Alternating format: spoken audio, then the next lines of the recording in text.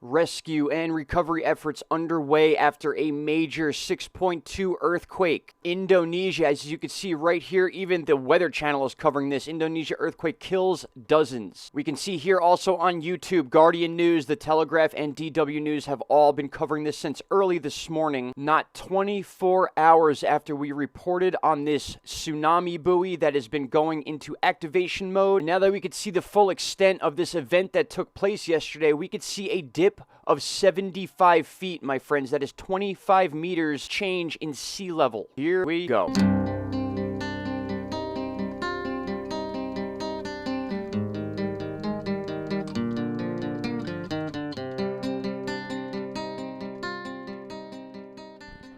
My friends, welcome back. It is January 15th, 2021, and we are taking a trip, unfortunately, to the island of Sulawesi in Indonesia, where this 6.2 earthquake has taken place. And really quick, I want to state, I'm not going to show a lot of pictures of damage and or people in distress. There's plenty of that already on the news, as you can see on YouTube. You can basically type in Indonesia earthquake and you have all the video and stuff like that you need. So we're going to take a look at the stats and what led up to this earthquake. And guys, you probably already know this, but we're going to tie this right into our video from yesterday and our video from last week. This is an ongoing situation, and this buoy that we talked about, this tsunami warning system buoy, is still in event mode. As we can see right here on the NOAA.gov site, the buoy is still going off, and now check this out, my friends. We can take a look at the entire event, and you saw this in the thumbnail. This dipped down 75 feet. That is 25 meters, and it took place in a short period of time. This was absolutely an event.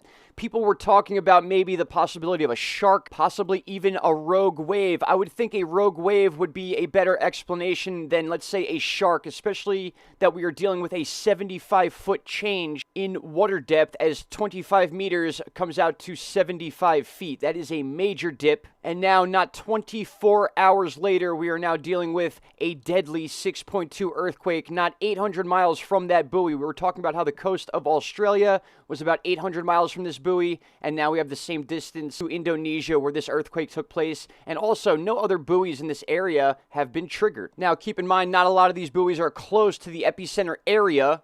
That's because this area is so prone to earthquakes that these would be going off non-stop. So basically, the outskirts of the Indonesian islands is where these buoys are set to measure any waves coming from this area that would extend out towards Australia or into the Pacific Ocean, possibly threatening Hawaii and or the west coast of the U.S., Canada, or Alaska. If you make another Google search and you type in fault lines in Indonesia, you can see it is a web of all these different fault lines and tectonic plates meeting up together, not to mention the amount of volcanic activity and volcanoes in this area is unbelievable. Probably the biggest hotspot in the world as far as the Pacific Ring of Fire goes. Which, for those of you that don't know, the Pacific Ring of Fire is the exact border ring that goes around the Pacific Ocean, where most of our volcanoes and most of our earthquakes take place based on the edges of the tectonic plates. If we look at a flat view of the earthquake map from the USGS, you can see most of our earthquakes do end up on the outskirts of the Pacific Ocean. There are some situations in which we get rogue earthquakes, of course, but for the most part, you will see the pressure transferred and released in the form of volcanic eruptions or earthquakes. And in this case, with Indonesia, it's been a major 6.2, and it just so happens to be right next to a buoy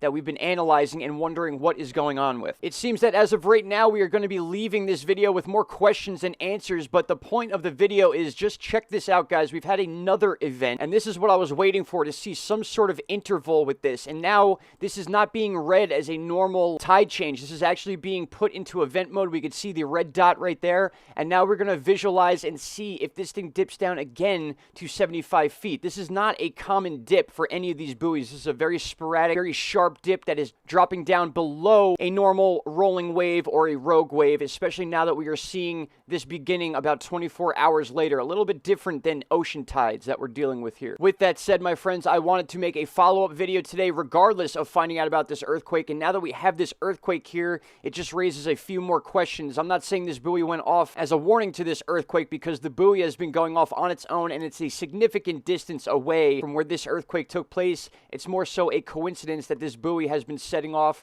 and it leads more information or more proof to the fact that the sea floor might be moving in this area, according to Mr. MBB333, which does make sense. You can get kind of a decent look at the sea floor now on Google Earth. If you remove the ocean water, there's an option for that, and you can kind of plug in the coordinates of where this buoy is, and you can see it sits right about here on a seamount, which would make sense if it was slowly moving, but you feel like that buoy would be in event mode non-stop and not have these jagged, very drastic dips in sea level. Thoughts and prayers are going out right now to the people of Indonesia. It is a very, very unfortunate situation going on there right now, and it's going to continue going on throughout the day. You will see many, many videos posted on this earthquake, being that it was a shallow, deadly quake with aftershocks more than likely in the near future. And don't worry, my friends, I'm still monitoring the U.S. weather, and we'll be bringing you updates on a daily basis with this as well. But for right now, the focus is on this warning system buoy and the 6.2 earthquake that took place in Indonesia. I will be back later on this afternoon, if not tomorrow morning, with more information on this or anything else that takes place